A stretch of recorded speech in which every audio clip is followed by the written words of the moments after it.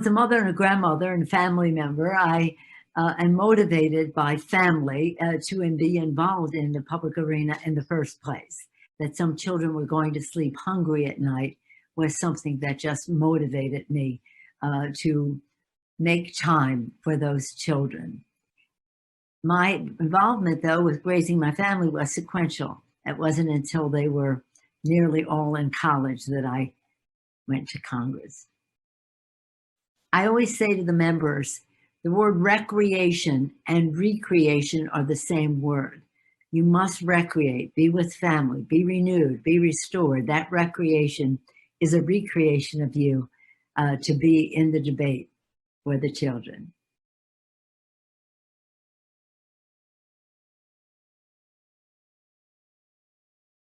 When I went to Congress, there were only 23, half women, half Democrats, half Republicans. I made a decision then and worked with others to make sure our numbers grew. And now we have over 100 women, mostly Democrats, but nonetheless, many more women in Congress. And some of them were very much in the forefront of writing the legislation on COVID that we did together to make sure that there was justice and that there was equity in how the funds were distributed. But it really wasn't until President Biden became president that we could do this effectively. And he had, as a central part of his agenda, equity, fairness, so that we would have whatever we were doing, whether it was COVID or whether it was building infrastructure, that we were doing so in a way that had equity, environmental justice, economic justice, health justice, and the rest in every aspect of it. And previously underserved communities would have the opportunity, whether they were Native American or people of communities of color, whatever it is, that it would be different than how things were done before. To build a better America, you have to do things differently. We always want to worry about the survival of our people and their success that we want them to have, but we need something transformative so that women could be in the workplace, whether that was because of childcare or universal pre-K, children learning, parents earning, whether it's child tax credit or home health care initiatives to enable more women to be in the workplace. And men too. I'm not saying they don't have home responsibilities, but women overwhelmingly do. There's a Latin phrase, Jerry Brown used to use it all the time, age quod ages, do what you're doing. We want women, when they're working, to be able to do what they're doing so that people don't think, oh, I don't want to hire a woman, she'd rather be home. No, she's doing what she's doing here, knowing that her children are well cared for, her parents, her sibling, whoever needs help is well cared for. So it is transformative, and it's about equity, and it's about justice, but much more needs to be done. The kitchen table concerns that people have are right. They're their kitchen table concerns, but they keep them up at night, whether they're going to be able to pay for food, school, rent, credit card payment, whatever it happens to be. We have to make sure that people have more certainty about their financial security. Health security, very important. Healthcare is a big cost that is not only about the physical health of people, but the financial health of them as well. So in every way, we know what the challenges are. We have a president who's willing to sign the legislation, not only that, to write the legislation, to fight for the legislation, but we just have to get the job done.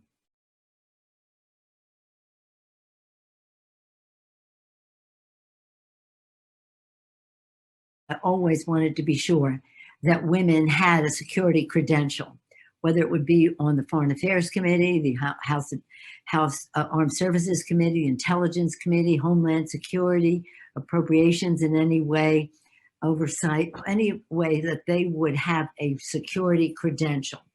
Not only was it important for the women, it was important for our security, for them to do so.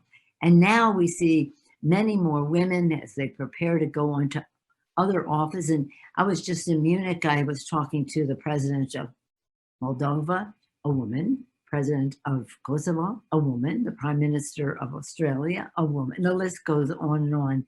And many foreign ministers and defense ministers are women.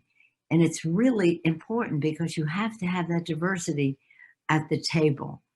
And again, it's not to say that women are better than men in all of this. It's just you have to have the mix. The beauty is in the mix.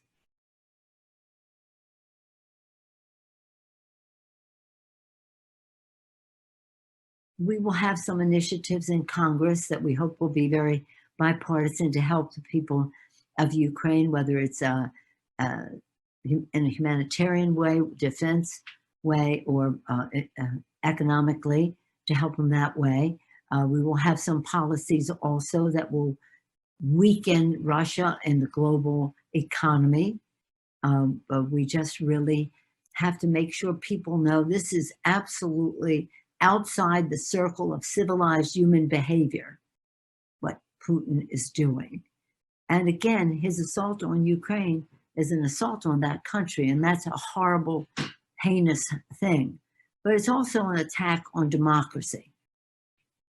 It's an attack on democracy that we have to fight back. And so the people of Ukraine are not only fighting for their country, they're fighting for their democracy. And we have to help them with that.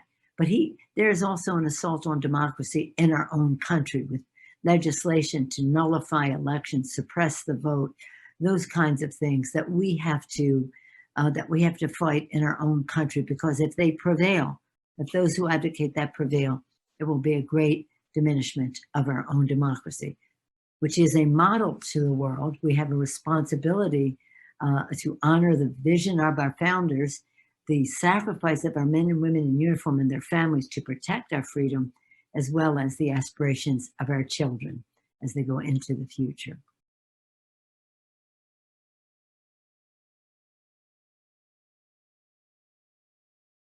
Women's right to choose is such a personal matter that it always just burns me up to see some people in government decide that they're going to be impacting the decisions of the size and timing of someone's family.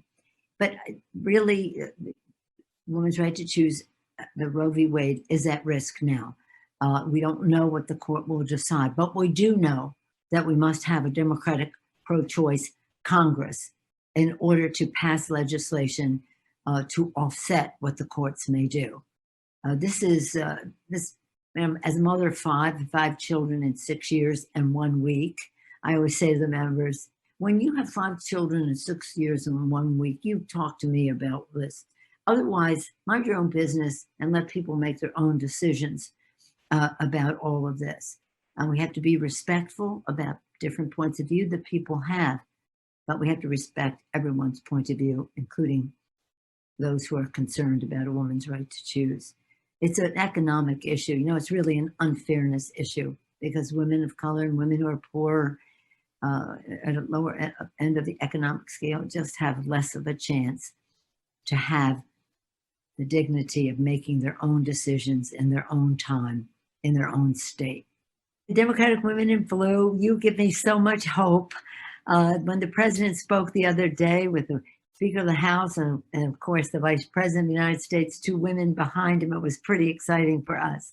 But what he had to say about women in the workplace and women in our economy and the rest, and women at home in terms of their privacy and the rest, was more important than any visual. Women have always been, the success of the Democratic Party has always sprung from the involvement of women. Again, getting out that vote, spreading that message, mobilization, messaging, and the rest have always made the big difference, and women have been the support, the source of that strength. So know your power, know your why, know why you are interested in doing this, and congratulations on your initiatives to make the future better for America. Thank you.